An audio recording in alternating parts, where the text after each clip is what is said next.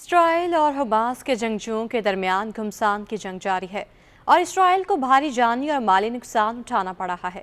Hamas کے تازہ حملوں میں مزید 4 افسران سمیت 7 اسرائیلی فوجی ہلاک ہو گئے ہیں۔ اسرائیلی افواج نے گزشتہ 24 گھنٹوں میں 4 افسران سمیت مزید 7 فوجیوں کے مارے جانے کی تصدیق کر دی ہے، جبکہ سینکڑوں اسرائیلی فوجی زخمی ہیں، جن میں سے 133 اسرائیلی فوجیوں کی حالت تشویشناک ہے۔ مزید فوجیوں کی ہلاکت کے بعد زمینی آپریشن میں مرنے والے اسرائیلی فوجیوں کی تعداد 105 ہو گئی ہے۔ دوسری جانب حماس نے دعویٰ کیا ہے کہ غزہ کے اندرونی علاقوں میں داخل ہونے والی اسرائیلی فوج سے لڑائی جاری ہے اور اسرائیل کے field command and control centre کو مارٹر گولوں دھماکہ خیز آلات سے نشانہ بنایا ہے۔ جھڑپوں کے دوران دشمن کی 44 گاڑیاں تباہ کی گئی ہیں۔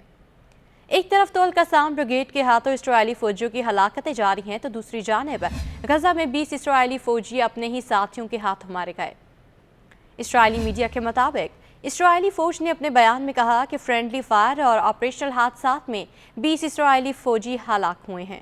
13 اسرائیلی فوجی فرینڈلی فائرنگ میں مارے گئے، جبکہ کچھ اسرائیلی فوجی اپنے ہی ڈرونز اور ہیلی کاپٹر کی فائرنگ کی زد میں آ کر ہلاک ہوئے۔ اسرائیلی فوج کے مطابق کچھ اسرائیلی فوج ٹینک کے فائر کی زد میں بھی آئے۔ حماس کے القسام بریگیڈ کے ہاتھوں تابڑ توڑ حملوں اور اپنے فوجیوں کی ہلاکتوں کے بعد اسرائیلی فوج اپنی خفت مٹانے کے لیے نہتے فلسطینیوں کے خون کی پیاسی ہو گئی ہے۔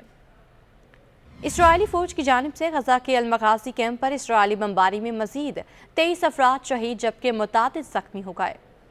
گزشتہ 24 گھنٹوں کے دوران 416 فلسطینی اسرائیلی بربریت کی بھینٹ چڑھ گئے۔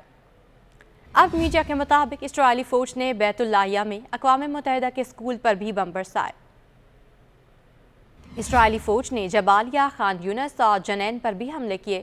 صہیونی فورسز کی مقبوضہ مغربی کنارے میں بھی کارروائیاں جاری ہیں۔ گزشتہ 24 گھنٹوں کے دوران مقبوضہ مغربی کنارے میں اسرائیلی فوج نے 28 فلسطینیوں کو گرفتار کر لیا۔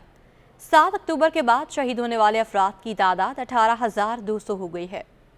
غزہ میں 18,000 سے زائد نہتے فلسطینیوں کے شہادت کے باوجود امریکی صدر جو بائیڈن نے اسرائیل کی حمایت جاری رکھنے کا اعلان کیا ہے۔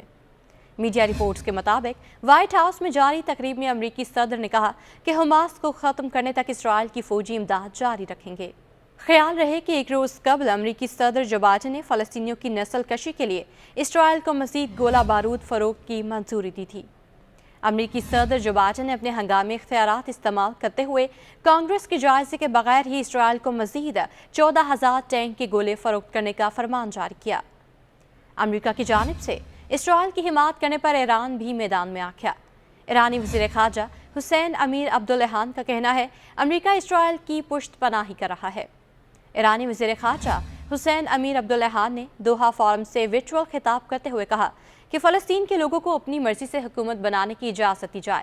ہمارا مطالبہ ہے کہ فلسطین میں ریفرنڈم کرایا جائے۔ جو لوگ اس پٹی میں 1948 سے پہلے کے رہائش پذیر ہیں، صرف انہیں ووٹنگ کا حق ہو۔ ایرانی وزیر خارجہ کا مزید کہنا تھا کہ اسرائیل نے فلسطین پر غیر قانونی طور پر قبضہ جما رکھا ہے اور امریکہ اسرائیل کی پشت پناہی کر رہا ہے۔ ایران کے ساتھ ساتھ روس بھی میدان میں آ گیا۔ روسی وزیر خارجہ سرگئی لاروف نے کہا ہے کہ غزہ کی صورتحال کی بین الاقوامی مانیٹرنگ ہونی چاہیے۔ اپنے ایک بیان میں روسی وزیر خارجہ سرگئی لاروف کا کہنا تھا کہ اسرائیل پر حملے کو فلسطینی عوام کی اجتماعی سزا کا جواز بنانا قابل قبول نہیں۔ روسی وزیر خارجہ نے مزید کہا کہ دنیا پر مغرب کے 500 سالہ تسلط کا دور اب ختم ہو رہا ہے۔ سرگئی لاروف نے کہا کہ اسرائیل پر حماس کا حملہ خلا میں نہیں ہوا۔ اسرائیل کو برسوں بتایا کہ فلسطینی ریاست کی غیر حل شدہ حیثیت خطرناک ترین مسئلہ ہے۔ واضح رہے کہ اسرائیل نے جنگ بندی کے خاتمے کے بعد غزہ میں 3500 اہداف پر حملے کیے۔ جنگ کی آغاز 7 اکتوبر سے اب تک اسرائیلی افواج نے غزہ میں 22,000 اہداف کو نشانہ بنایا۔